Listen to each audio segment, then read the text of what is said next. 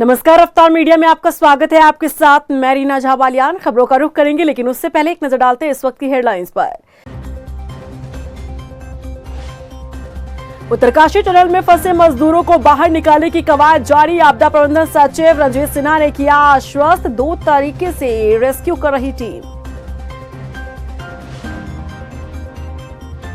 Uttarkashi tunnel हादसे में सवालों के घेरे में नवयुग कंपनी। टनल निर्माण में लगी लापरवाही के आरोप पहले भी उठ चुके हैं। नवयुग कंपनी पर सवाल, हो चुका था केस दर्ज।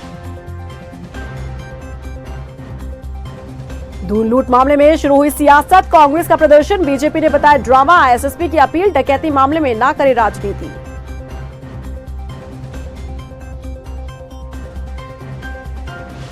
रुड़की में लकड़ी माफिया के हौसले बुलंद। मानकपुर रेंज में रातों रात काटे गए 40 से ज्यादा आम के पेड़।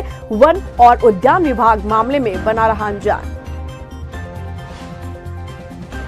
और चलिए बुलेटिन की शुरुआत करते हैं। उत्तरकाशी टनल हादसे ने एक बार फिर से उत्तराखंड में हो रहे निर्माण कार्यों को लेकर सोचने पर मजबूर कर दिया है। विकास के नाम पर प्रकृति के साथ खिलवाड़ किया जा रहा है, जिसका नतीजा उत्तरकाशी टनल जैसी घटनाएं हैं। ऐसे में सवाल है कि क्या पिछले हादसों से कोई सीख नहीं ली जा रही है। देखिए रिपोर्ट। प्रकृति से खिलवाड़ उत्तराखंड पर भारी। विकास के नाम पर पहाड़ से छेड़छाड़ जारी। उत्तरकाशी टनल हादसे पर उठ रहे सवाल, क्या पिछली घटनाओं को किया जा रहा नजरअंदाज। उत्तरकाशी टनल हादसे ने एक बार फिर से उत्तराखंड के लोगों को डरा दिया है। विकास के नाम पर चल रहे निर्माण कार्यों ने अब सोचने पर मजबूर कर दिया है कि क्या वाकई में प्रकृति के साथ छेड़छाड़ करना सही है। क्योंकि उत्तरकाशी टनल हादसा कोई पहला हादसा नहीं है। इससे पहले कई ऐसे हादसे हो चुके हैं जिसने कई जिंदगियां लीन ली, लेकिन लगता है कि पिछली घटनाओं से कोई सीख नहीं ली जा रही। उत्तराखंड में मौजूदा समय में कई प्रोजेक्ट चल रहे हैं, जिसमें हाईवे अथॉरिटी के साथ साथ रेलवे की सुरंग भी बन रही है। ऋषिकेश कर्णप्रयाग रेल मार्ग में भी पहाड़ों को खोदकर कई टनल बनाई जा रही है। इसके साथ ही उत्तराखंड ऑल वेदर रोड के लिए 4 बड़ी टनल बननी प्रस्तावित है। निर्माण कार्य के दौरान न केवल इंसान बल्कि घर और खेत भी प्रभावित हो रहे हैं। उत्तरकाशी टनल हादसे के बाद जो सबसे अधिक घटना लोगों के जहन में है, वो है 7 फरवरी 2021 में आई चमोली की रेणी गांव की आपदा, जिसमें पलक झपकते ही 130 से ज्यादा लोगों की मौत हुई। ऐसा ही रेस्क्यू उस वक्त तपोवन की उस टनल में भी चलाया गया था। एक के बाद एक शव साल 2022 तक भी उस टनल से मिलते रहे। इतना ही नहीं, रेल मार्ग के लिए बन रही टनल में इसी साल जनवरी महीने में टिहरी की अटाली में हुए भूधसाव के कारण दरार भी आ चुकी है। ये दरार सुरंग के रिटेनिंग वॉल में आई थी। उत्तराखंड में बन रही तमाम परियोजनाओं को लेकर सरकार से लेकर कार्यदायी संस्था लगातार ये दावे करती रही है कि कार्य से पहले पूरी तरह से भूगर्भीय परीक्षण किया जाता है। बावजूद इसके आखिर क्यों उत्तराखंड में बन रही पहाड़ों के अंदर सुरंग से न केवल उत्तराखंड के लोग बल्कि लोगों के घर, खेत खलिहान भी भूस्खलन की चपेट में आ रहे हैं। भूवैज्ञानिकों के मुताबिक यह हादसा कोई आश्चर्यजनक नहीं है। पहले से ही इसका अंदाजा था कि कोई न कोई हादसा अवश्य पहाड़ों से छेड़छाड़ करने के दौरान होगा। इसके पीछे की वजह उत्तराखंड के पहाड़ों की युवा अवस्था है। उनकी आयु अन्य राज्यों के पहाड़ों के मुकाबले कम है। उत्तराखंड के क्लाइमेट में भी अन्य राज्यों के अनुसार काफी चेंज है। यहाँ पर बारिश, बर्फ और धूप जैसे मौसम लगातार बने रहते हैं। इन पहाड़ों पर पहले की अपेक्षा से ज्यादा अब लोगों की आवाजाही भी बढ़ी है। उत्तराखंड के पहाड़ अभी सही तरह से स्थिर नहीं हुए हैं। यही वजह है कि लगातार इस तरह के हादसे हो रहे हैं।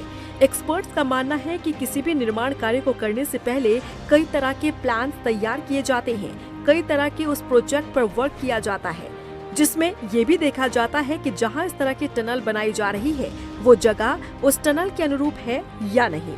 वहाँ की मिट्टी और उस पहाड़ की क्रियाएं किस तरह की है, ये भी स्टडी करना बेहद जरूरी होता है। लेकिन जिस तरह से उत्तरकाशी टनल हादसा सामने आया है, उसने एक बार फिर से कई सवाल खड़े कर दिए हैं। सवाल प्रशासन पर, सवाल कार्यदायी संस्था पर, सवाल स्टडी पर और सवाल पहाड़ के साथ हो रहे छेड़छाड़ पर। रफ्तार मीडिया के लिए देहरादून से ब्यूरो रिपोर्ट। उत्तरकाशी टनल हादसा मामले में टनल का निर्माण करने वाली कंपनी भी अब सवालों के घेरे में आ गई है। नवयुग कंपनी पर लापरवाही के आरोप लग रहे हैं और ये पहली बार नहीं जब इस कंपनी पर सवाल उठ रहे हों। इससे पहले भी एक हादसे में कंपनी पर केस दर्ज हो चुका है। देखिए रिपोर्ट। उत्तरकाशी टनल निर्माण करने वाली कंपनी पर सवाल। नवयुग कंपनी पर लापरवाही का आरोप। पहले भी सवालों के घेरे में रही कंपनी। नवयुग कंपनी पर दर्ज हुआ था केस। उत्तरकाशी टनल हादसे में लगातार सुरंग में फंसी जिंदगियों को बाहर निकालने की कवायद चल रही है। 40 मजदूरों को सुरक्षित बाहर निकाला जा सके, इस पर सीएम से लेकर पीएम तक ने नजर बना रखी है। लेकिन जिस तरह से हादसा हुआ, हादसे के बाद बचाव कार्य शुरू करने में वक्त लगा, इसे लेकर अब टनल का निर्माण कर रही कंपनी सवालों के घेरे में आ गई है। बता दें कि जिस टनल में 40 मजदूर फंसे हैं, उसका निर्माण नवयुग इंजीनियरिंग कंपनी लिमिटेड द्वारा किया जा रहा है, लेकिन अब इस कंपनी पर लापरवाही के आरोप लग रहे हैं। चलिए सबसे पहले आपको टनल का निर्माण करने वाली कंपनी के बारे में बताते हैं। नवयुग इंजीनियरिंग कंपनी लिमिटेड द्वारा टनल का निर्माण कार्य किया जा रहा है। 1986 में कंपनी की स्थापना हुई थी। Navyug engineering company limited Navyug group का हेडक्वार्टर विशाखापट्टनम में है, उत्तराखंड में। इसके अलावा 2020 में इसको ऋषिकेश कर्णप्रयाग रेल प्रोजेक्ट का 2072 करोड़ का प्रोजेक्ट भी हासिल हुआ था। कंपनी के पोर्टफोलियो में सड़क निर्माण, bridge, metro rail, marine work, port, power projects और स्टील यूनिट तक शामिल है। इस कंपनी ने भारत में सबसे लंबा रिवर ब्रिज बनाया है। पीएम मोदी ने असम में इस ढोला सादिया ब्रिज का उद्घाटन किया था। इसके अलावा कलेश्वरम संदीला बैराज, नर्मदा मालवा गंभीर, दिबांग लोहित रिवर ब्रिज समेत कई आइकॉनिक प्रोजेक्ट बनाए हैं। लेकिन गौर करने वाली बात यह है कि कंपनी ने कई प्रोजेक्ट पर वर्क तो किया है, लेकिन अब तक टनल का निर्माण करने का कंपनी के पास कोई एक्सपीरियंस नहीं है। ये पहली बार कंपनी ने टनल बनाने का काम संभाला है। ऐसे में सवाल उठता है कि आखिर नवयुग कंपनी को कैसे टनल निर्माण का कार्य सौंपा गया। इतना ही नहीं, निर्माण के समय पर यदि कोई हादसा हो जाए तो किस तरह से डील करना है, किस मशीन के जरिए रेस्क्यू करना है, इसका भी कोई ख्याल नहीं रखा गया, क्योंकि हादसे के तुरंत बाद ही बचाव कार्य शुरू करने में वक्त लगा। रेस्क्यू ऑपरेशन शुरू करने में ही 4 से 5 घंटे का समय लगा। जानकारी के मुताबिक निर्माणाधीन टनल के नीचे सुरक्षा की दृष्टि से ह्यूम पाइप लगाए जाते हैं। यदि सुरंग में ऊपर से मलबा गिरे और टनल बंद हो जाए तो अंदर फंसे लोगों को ह्यूम पाइप के माध्यम से आसानी से बाहर निकाला जाता है। लेकिन उत्तरकाशी टनल में कंपनी ने पहले तो ह्यूम पाइप लगाए थे, लेकिन 15 से 20 दिन पहले ही उन्हें हटा दिया गया था, जिसका खामियाजा टनल के अंदर फंसे मजदूरों को भुगतना पड़ रहा है। यानी कि कंपनी की तरफ से लापरवाही बढ़ती गई। बता दें कि ऐसा नहीं है कि नवयुग कंपनी पर पहली बार सवाल उठे हों।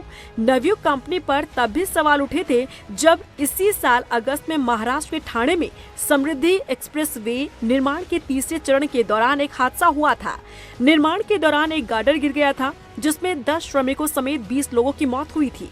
उस वक्त नवयुग कंपनी के कॉन्ट्रैक्टर के खिलाफ मामला दर्ज हुआ था।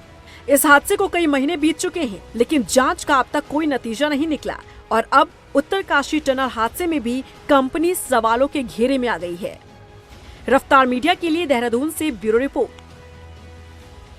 वहीं मुख्यमंत्री पुष्कर सिंह धामी उत्तरकाशी के सिलक्यारा के पास टनल में फंसे श्रमिकों के बारे में अधिकारियों से लगातार जानकारी ले रहे हैं। राहत बचाव कार्यों में लगी एजेंसियों से भी मुख्यमंत्री हर पल की अपडेट ले रहे हैं। मुख्यमंत्री आवास में शासन के वरिष्ठ अधिकारियों के साथ बैठक कर मुख्यमंत्री ने निर्देश दिए कि मौके पर तैनात जिला प्रशासन के अधिकारियों और वहां पर काम कर रही एजेंसियों से निरंतर समन्वय बनाकर रखें। राहत सामग्री की किसी भी प्रकार की आवश्यकता पड़ने पर उसे तुरंत उपलब्ध कराया जाए।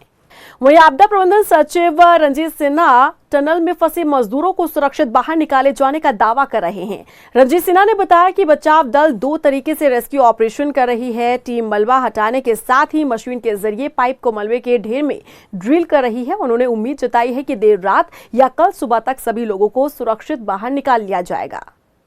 जो टनल का निर्माण, चूँकि हम एक पहाड़ के अंदर हम खुदाई कर रहे हैं, तो उसमें और जो अन्य सेफ्टी मेजर्स हैं वो लिए जाने चाहिए ताकि समय पे लोग खुद ही निकल जाएं।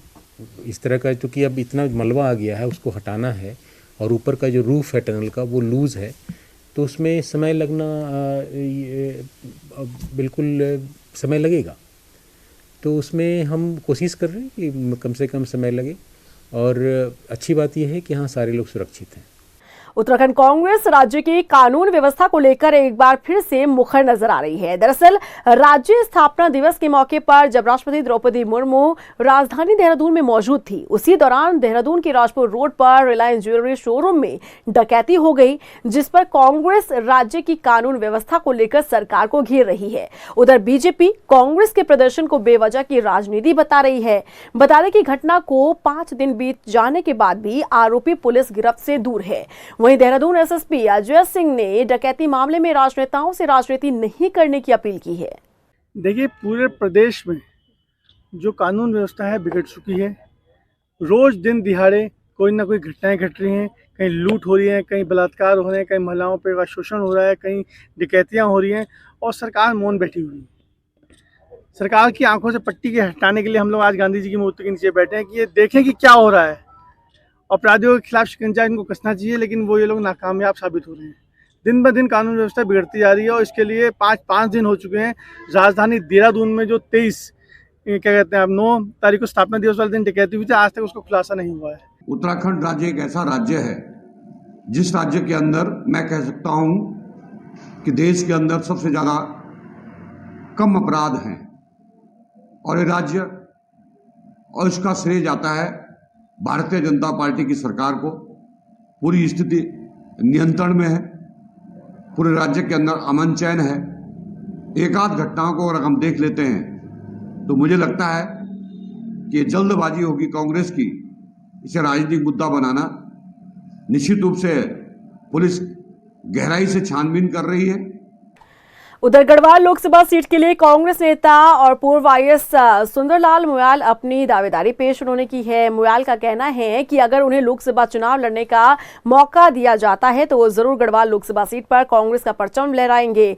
सुंदरलाल का मानना है कि क्षेत्र की जनता बीजेपी से त्रस्त हो चुकी है। वहीं मौजूदा सांसद तीरथ सिंह रावत ने एक बार फिर बीजेपी की जीत का दावा किया है। तीरथ सिंह रावत का कहना है कि जनता क्षेत्र में हो रहे विकास कार्यों को देखते हुए बीजेपी को जीत दिलाएगी। मेरा आना जाना पहले से ही रहा है, कोई नई बात नहीं है। और पार्लियामेंट के अंदर जो समय रहता है उसको छोड़ करके शेष बाकी मैं क्षेत्र में घूमता रहा हूँ। आज से नहीं, पहले से मेरा एक रहा है। बल्कि मैं तो कहता हूँ समय कम मिलता है पार्लियामेंट के कारण। लगातार 1-1.5 महीने का हाउस चल रहा है और नियमित इस तरह का जो चलता है। फिर कमेटियों का दौरा होना, भिन्न स्टेट में अध्ययन दल हमारा जाता है, हर 10-15 दिन बाद कमेटी की मीटिंगें दिल्ली में होती हैं, तो उस हिसाब से समय कम मिल पाता है। लेकिन जो समय मिलता है वो मेरा क्षेत्र के लिए होता है, जनता के लिए होता है। वोट ये तीरथ सिंह रावत जी की वजह से निगेटिव वोट पड़ेंगे और हमारा कांग्रेस कैंडिडेट जीतेगा। मैं भी दावेदारी करूंगा। मुझे भी टिकट, अगर हाईकमांड ने टिकट दे दिया तो मैं भी उसमें दावेदारी करके चुनाव मैदान में उतरूंगा। शीतकाल के लिए 4 धामों के कपाट बंद होने की प्रक्रिया शुरू हो चुकी है। मंगलवार को अन्नकूट के पावन पर्व पर विधि विधान के साथ गंगोत्री के धाम कपाट को शीतकाल के लिए बंद कर दिया गया। इस मौके पर धाम में मौजूद श्रद्धालु भव्य पल के साक्षी बने। बता दें कि नवी बिहार रेजिमेंट के बैंड की धुन और परंपरागत ढोल दमाओं के थाप के साथ मां गंगा की उत्सव डोली मुखीमठ के लिए रवाना हुई, जो बुधवार को मुखवा पहुंचेगी, जहां श्रद्धालु शीतकाल में मां गंगा के दर्शन कर सकेंगे। की जो डोली गंगा सहस्त्र नाम पाठ के साथ अभी हम लोगों ने श्री राम गंगोत्री से विदा कर दी है और अब ये भैरव घाटी होते हुए माँ देवी के मंदिर में वहाँ पहुँचेंगी।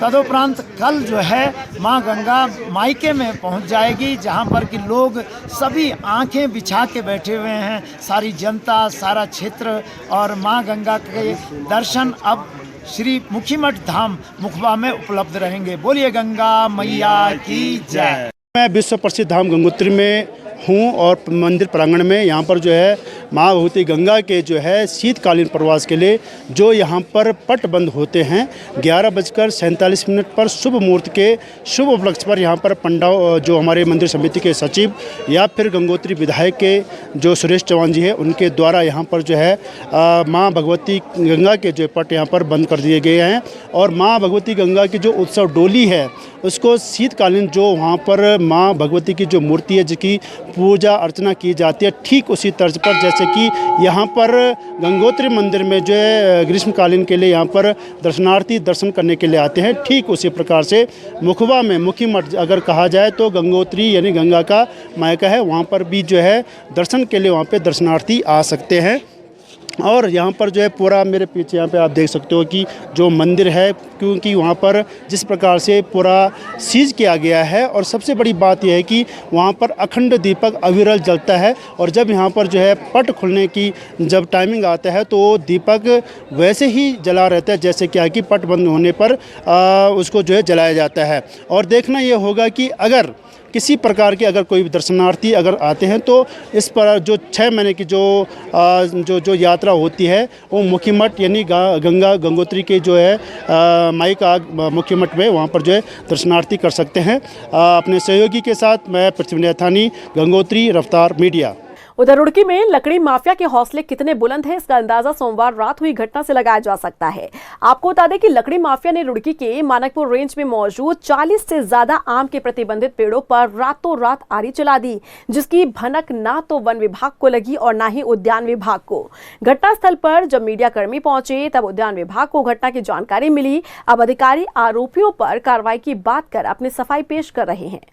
मामला है ये अपने आप पता नहीं चोरी से काटे हुए पेड़ हैं जिनका मेरे द्वारा निरीक्षण किया गया, और मुझे जो है 40 पेड़ मिले। मैं 40 पेड़ों के वो जो है FIR दर्ज कर रहा हूँ।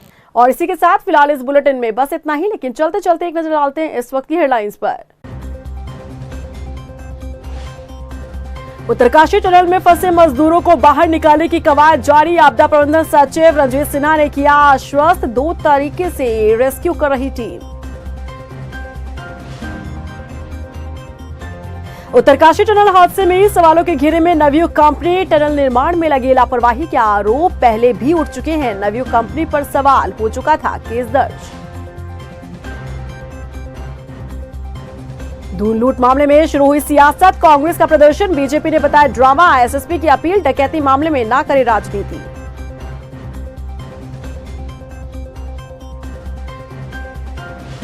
रुड़की में लकड़ी माफिया के हौसले बुलंद, मानकपुर रेंज में रातों रात काटे गए 40 से ज्यादा आम के पेड़, वन और उद्यान विभाग मामले में बना रहा अनजान।